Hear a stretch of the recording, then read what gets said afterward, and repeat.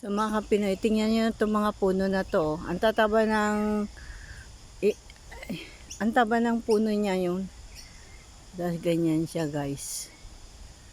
Ano kayang klase na puno to? Ayan o. Dito rin sa park na ito, guys, matagpuan ito. Ayan mo yan. Anong klase ng mga puno to? Ayan, guys.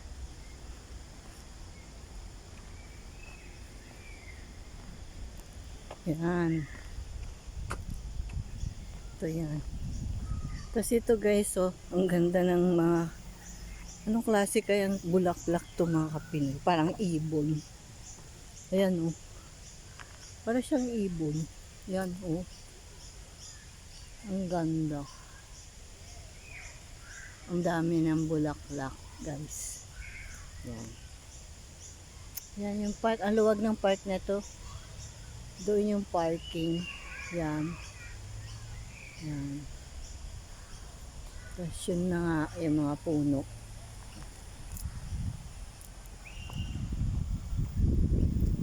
Mamaya pupunta kami doon sa Bandaron. Ang presko dito, mga Kapinoy, ang sarap ng hangin. Halata mo talaga na fresh.